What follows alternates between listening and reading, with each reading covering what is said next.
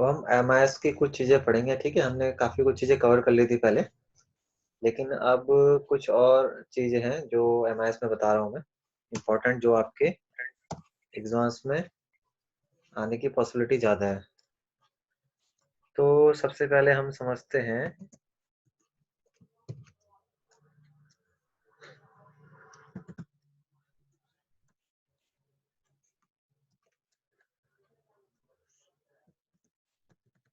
Information system.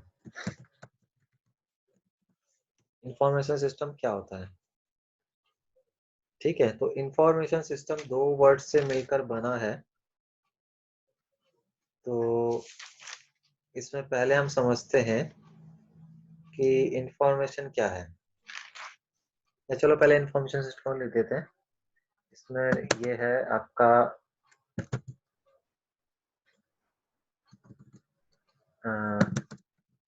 Information system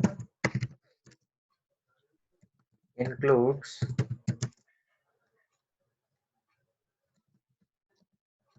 input,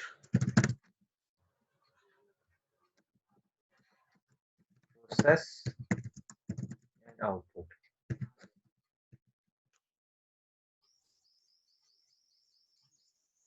ठीक है, तो इंफॉर्मेशन सिस्टम में क्या होता है? इनपुट मिलता है, प्रोसेस होता है और आउटपुट मिलता है। तो इसको समझने के लिए हमें अब क्या है, आपको मैं इंफॉर्मेशन बताता हूँ। इंफॉर्मेशन क्या है? Information,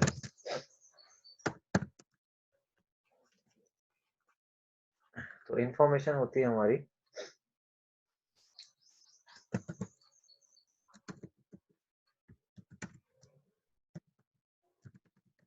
information is a set of data which is processed in a meaningful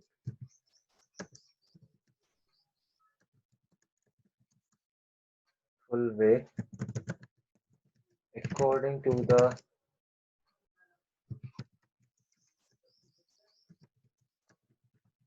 given requirement। ठीक है, तो इंफॉर्मेशन हमारा क्या है? Information set of data. वो डाटा हमारा प्रोसेस होता है एक मीनिंगफुल वे में, जो हमारी रिक्वायरमेंट होती है उसके हिसाब से, तो वो हमारी इंफॉर्मेशन होती है। आगे क्या हम लिख सकते हैं इसके बारे में?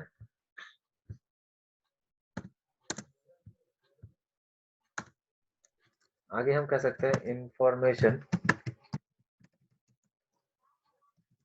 Is processed,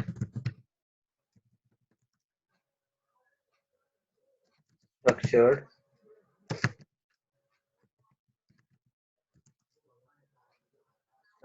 or presented in a given context to make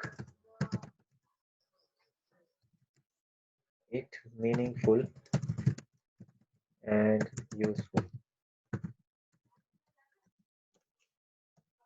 ठीक है, तो ये दूसरी डेफिनेशन समझ लो कि इंफॉर्मेशन इज यहाँ इंफॉर्मेशन प्रोसेस होती है, उसका स्ट्रक्चर्ड होता है और वो प्रेजेंट की जाती है एक कॉन्टेक्स्ट में, ताकि वो मीनिंगफुल लगे और उपयोगी लगे। अच्छा, और हम क्या कह सकते हैं इंफॉर्मेशन के बारे में? Information assign meaning and improves the rely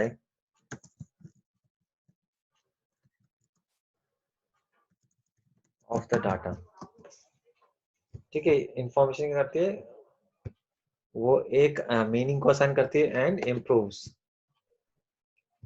the reliability, data की रिलायबिलिटी को वो क्या करती है? बढ़ाती है।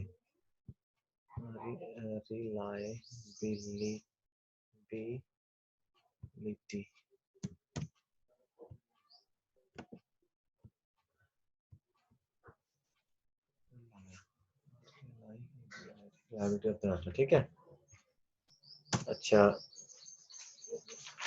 और अब हम बात करें, यहाँ पे डाटा वर्ड आ रहा है बार बार, तो इसके लिए हम अगर क्वेश्चन करें व्हाट इज डाटा, यहाँ एग्जाम्स में आता है व्हाट इज डाटा, तो आप इसको कैसे ले सकते हो, इसको हम बोल सकते हैं data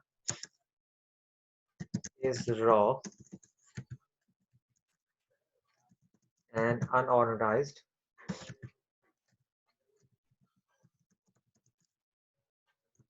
fact required that required to be processed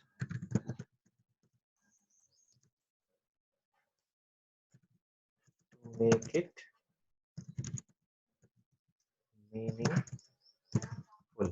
अब देखो यहाँ पे क्या बोला, डाटा हमारे क्या होता है, रॉ होता है, और डाटा हमारा और अनऑर्गेनाइज्ड होता है। तो यहाँ पे आप देखो कि डाटा तो हमारा रॉ होगा, मतलब कच्चा, जैसे जो हमें एकदम कोई चीज मिली है ना, जैसे सपोज हमें पता करना है कि ऋषिकेश में कितने मेल्स रहते हैं, तो उसमें कोई सीक्वेंस नहीं होगा है ना, या कितने लोग रहते हैं तो उसमें बच्चे बूढ़े जवान सब होंगे। तो डाटा जब भी होता है वो रॉ होता है और अनऑर्गेनाइज होता है ना। जबकि यहाँ पे इंफॉर्मेशन क्या है, इंफॉर्मेशन हमारी क्या होती है, एक ऑर्गेनाइज्ड वे में होती है। ठीक है, तभी यहाँ पे लिखा है information is structured and presented in a given context to make it meaningful. और जबकि यहाँ पे डाटा को मीनिंगफुल बनाया जाता है, और जब डाटा मीनिंगफुल बना दिया जाता है प्रोसेस के द्वारा, तो वो इंफॉर्मेशन बन जाती है। ठीक है, इसीलिए यहाँ पे लिखा था information is set of data.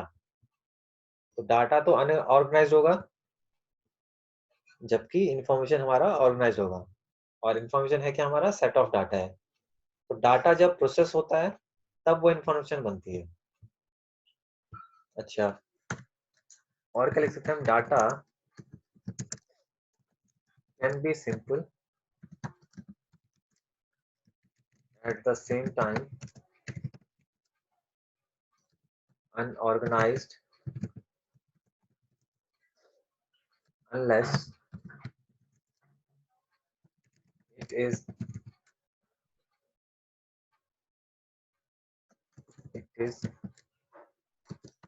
organized। दूसरा क्या है, डाटा हमारा एकदम सिंपल होता है ना, उसमें ज्यादा कॉम्प्लिकेशन नहीं होती है, लेकिन वो साथ के साथ सिंपल जितना होता है उतना ही अनऑर्गेनाइज रहता है, और जब तक कि उसको ऑर्गेनाइज ना किया जाए। इसका एग्जांपल अभी मैं थोड़ी देर में दूंगा तो समझ आ जाएगा एकदम क्लियरली। डाटा कंटेन नंबर्स, क्या क्या हो सकता है डाटा के अंदर, numbers, statements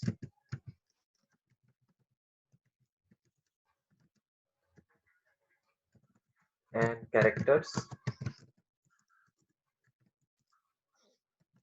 in A raw form. ठीक है, तो डाटा के अंदर हमारे क्या होते हैं, नंबर्स होते हैं, कैरेक्टर्स होते हैं, स्टेटमेंट्स होते हैं, और वो रॉ फॉर्म में रहते हैं। तो इसको समझने के लिए, डाटा और इंफॉर्मेशन को समझने के लिए हमारे पास में एक मॉडल है, जिसको बोलते हैं DIKW। फुल फॉर्म है डाटा इंफॉर्मेशन नॉलेज सिस्टम। ठीक है, तो इसको अगर हम बोलें तो ये हो जाएगा DIKW is the model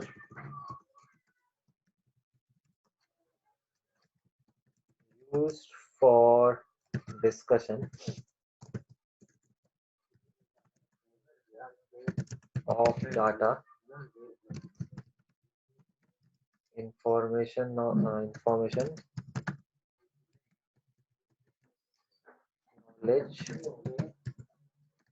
system and their interrelationships। It represents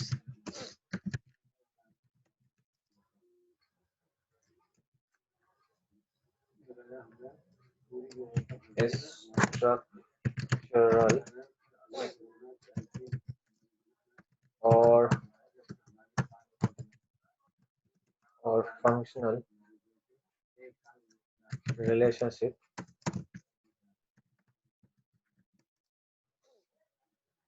between data,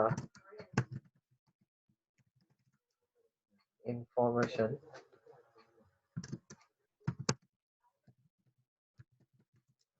knowledge and wisdom।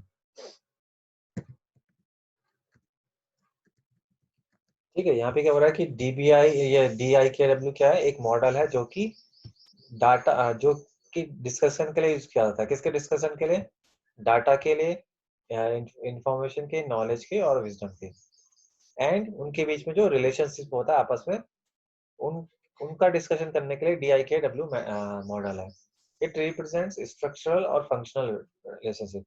तो ये क्या है, उनके बीच में एक जो स्ट्रक्चर वाला संबंध होता है या फिर किस तरह से वो कार्य करते हैं, आ, उसको रिप्रेजेंट करता है। तो अब मैं यहाँ पे इमेज बना रहा हूँ, तो उससे तुम्हें क्लियर हो जाएगा कि डाटा क्या है और इंफॉर्मेशन क्या होती है। तो मैं कुछ चीजें ड्रॉ कर लेता हूँ यहाँ पे।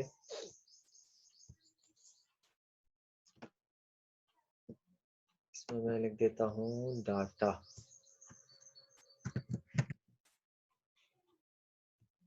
इसी को ही कॉपी पेस्ट कर लेते हैं।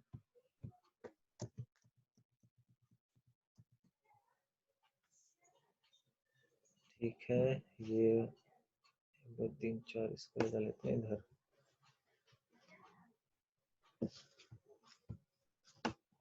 इसको लगा लेते हैं इधर।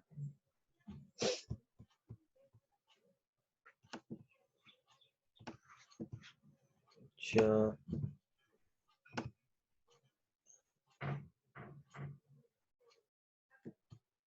इसमें लिख देता हूँ मैं इंफॉर्मेशन।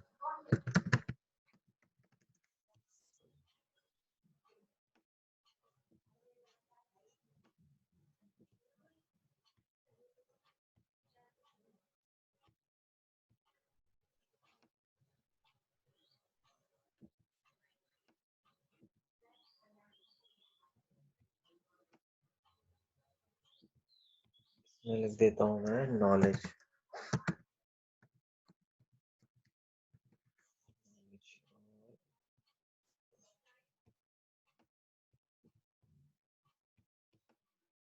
इसमें लिख देता हूँ मैं विजडम।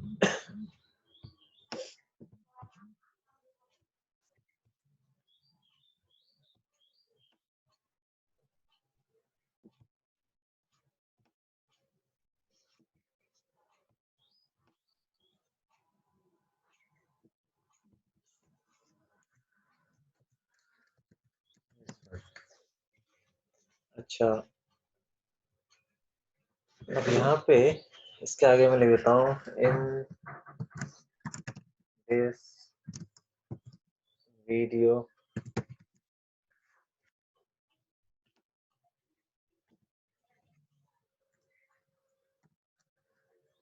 डिस्कसिंग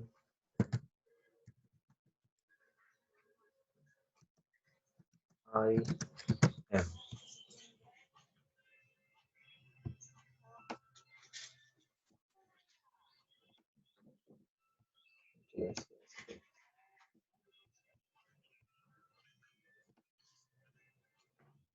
थोड़ा बड़ा कर लेते हैं, इसमें लिख देते हैं हम यहाँ पे अबाउट बेसिक कॉन्सेप्ट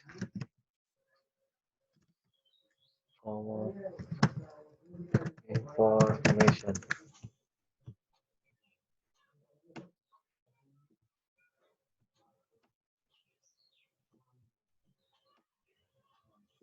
अच्छा, अब हम इसमें कुछ और चीजें लिख देते हैं।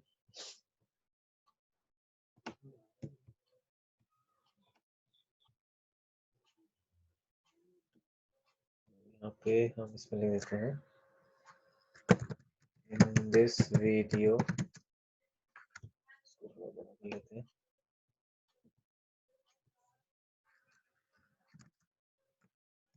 I am discussing about basic concept information।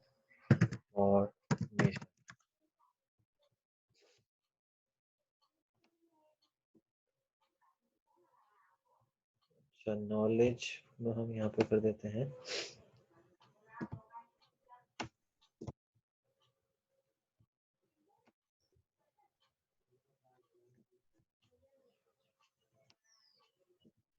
Knowledge में हम यहाँ पे लिख देते हैं in this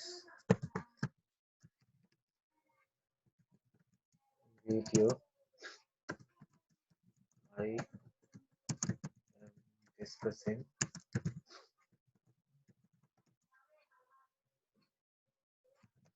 about basic concept of information and data which data with explanation।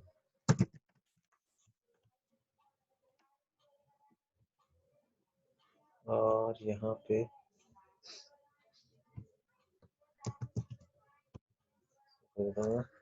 Paragraph.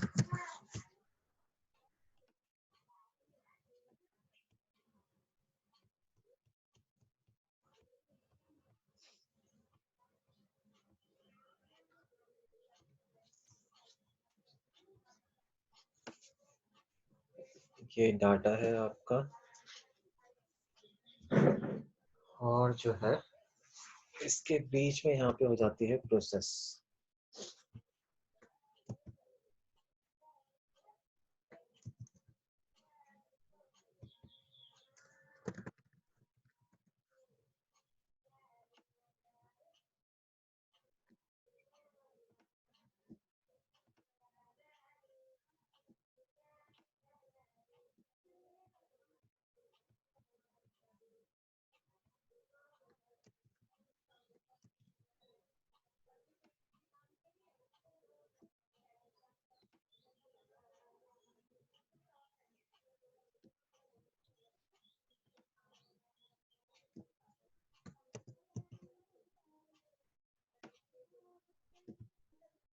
ठीक है, तो यहाँ पे आप देख सकते हैं कि जो हमारा डाटा है, जो डाटा है वो क्या है, वो सिंपल रॉ फॉर्म में है, अनऑर्गेनाइज्ड है। In this video discussing I am या फिर एम आई कुछ भी हो सकता है। फिर ये कुछ और डाटा था हमारे पास में अबाउट बेसिक कौन सा, सब अलग अलग था, अनऑर्गेनाइज्ड। तो इन्फॉर्मेशन में क्या, डाटा क्या हुआ, प्रोसेस हो गया। डाटा जब प्रोसेस हुआ तो वो इन्फॉर्मेशन बन जाएगा। जब इन्फॉर्मेशन बनती है तो वो एक ऑर्गेनाइज्ड वे में होती है और वो सेट ऑफ डाटा होती है। तो यहाँ पे क्या हो गया, ये सारा डाटा था, ये पूरा सेट में बन गया। In this video I am discussing about the basic concept of information. ठीक है, अब इसके बाद विजडम क्या होती है। विजडम की अगर बात करें तो, सॉरी, ये नॉलेज की बात करें तो नॉलेज में थोड़ा सा चीजें और ऐड हो जाती हैं। यानी कि ये सब तो था ही, इन्फॉर्मेशन से आगे इसमें कुछ और चीजें, किसी जब नॉलेज, किसी को इन्फॉर्मेशन पता चल गई तो अपना नॉलेज ऐड करेगा उसमें। तो लिखा हुआ है in this video I am discussing about the basic concept of information, यहाँ तक तो पूरा वही है। एंड डाटा विद एक्सप्लेनेशन, तो जब आपको इन्फॉर्मेशन पता चल गई तो आप अपना उसमें नॉलेज ऐड कर दोगे। ठीक है, और काफी सारी नॉलेज जब इकट्ठी हो जाती है तो वो विजडम बन जाती है, और विजडम के अंदर हमारे क्या कह सकते हैं, काफी सारे पैराग्राफ्स होते हैं। तो इस तरह से ये जो है,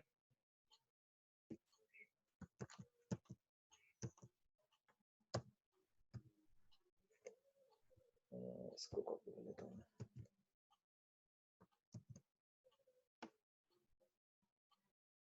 तो इस तरह से मेरे ख्याल से डाटा, इंफॉर्मेशन, नॉलेज और इसमें आपको डिफरेंस जो है पता चल गया होगा। अब हम कुछ आगे की चीजें और करते हैं। वो है इंफॉर्मेशन विद डाटा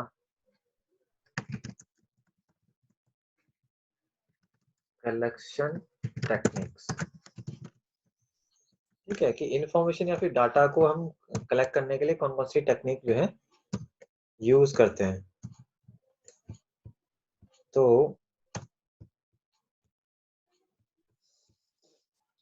इसकी बात करें हम अगर,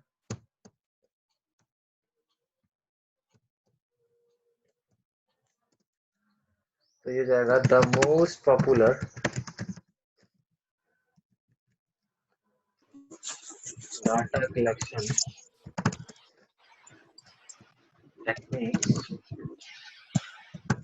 इंक्लूड,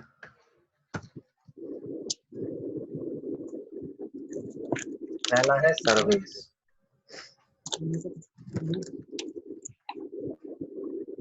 सर्वे सर्वे यूज होता है। सर्वे होता क्या है आपका, इसमें लिखते हैं एक question are,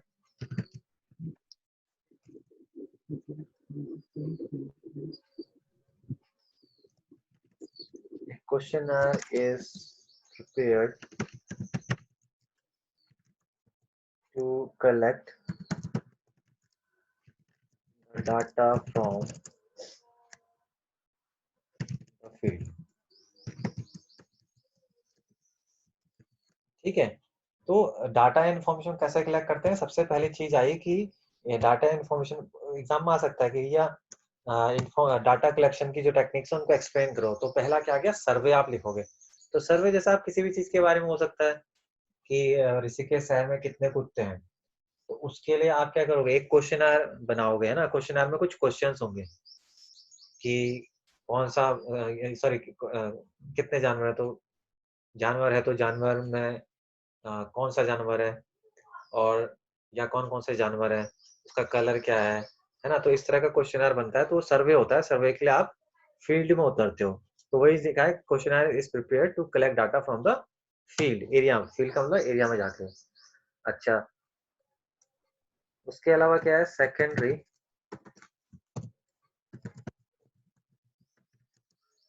secondary data sources और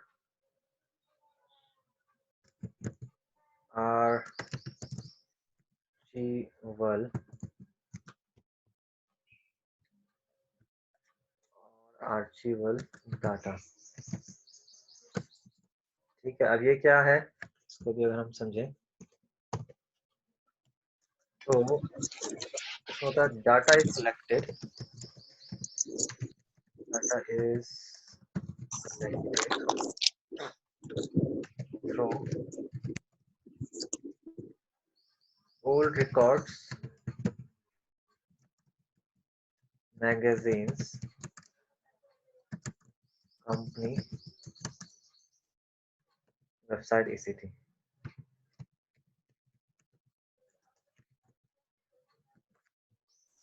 ठीक है, तो इसके अलावा हम सेकेंडरी जो है, सेकेंडरी डाटा सोर्सेस से हम डाटा को कलेक्ट कर सकते हैं। तो ये क्या होता है, secondary data sources, data is collected through the records. कोई पुराने रिकॉर्ड हो, है ना, वहां से हम कर सकते हैं। मैगजीन्स होती हैं, मैगजीन्स क्या करती हैं, पूरा पब्लिश कर देती हैं। जैसे अभी कोरोना वायरस चल रहा है तो इसका भी तो डाटा बन रहा है ना, तो ये रिकॉर्ड में स्टोर हो जाएगा। कभी भविष्य में जरूरत पड़ी तो कई मैगजीन्स भी इसको छापेंगी, या कोई कंपनियां भी इसको, जैसे गवर्नमेंट की ऑर्गेनाइजेशन है तो वो भी इस डाटा को स्टोर कर लेगी। तो हम इस तरह से जो भी रिलेटेड डाटा होता है उसको सेकेंडरी सोर्सेज से स्टोर से मतलब कलेक्ट कर सकते हैं। सेकेंडरी सोर्सेज क्या हुए, कोई मैगजीन हो गई, कंपनी हो गई, या फिर कोई पुराने रिकॉर्ड हो गए। ठीक है, अगला क्या हुआ, ऑब्जेक्टिव मेजर्स टेस्ट। ठीक है, तो इसमें क्या आएगा, इसमें आएगा एन एक्सपेरिमेंट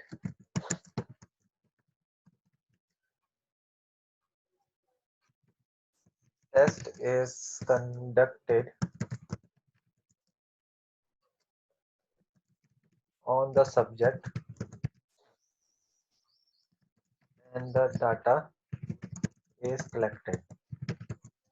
ठीक है, अब ये भी हम एक कर सकते हैं ऑब्जेक्टिव मेजर्स। कोई एक्सपेरिमेंट कर लिया, एक्सपेरिमेंट जैसे कि हमने क्या कर दिया, एक एड निकाल दिया, एड निकाल दिया कि भैया जिन की एज जो है 18 ईयर्स है, उनको 5,000 रुपए इनाम में मिलेंगे। तो अगर आपको इनाम चाहिए, तो आप इस एड्रेस पे आइए, ठीक है? आप उस एड्रेस पे जाओगे, तो वो आपको एक फॉर्म दे देंगे कि इसमें अपनी डिटेल भर दो, नेम, एज, एड्रेस, ऑक्यूपेशन क्या करते हो?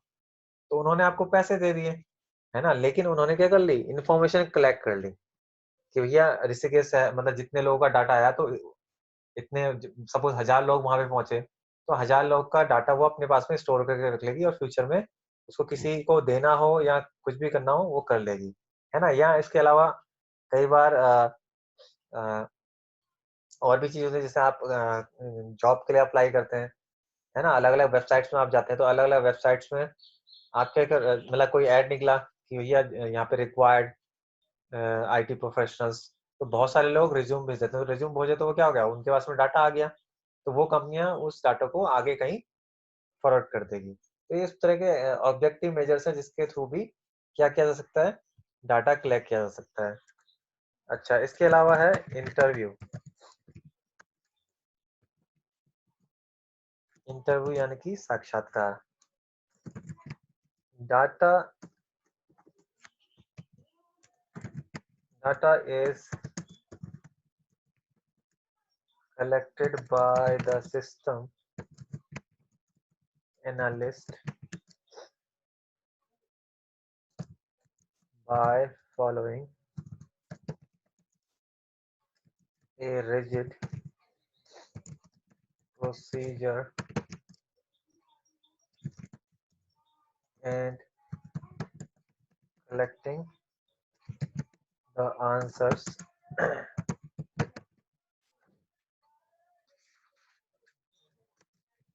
to set of preconceived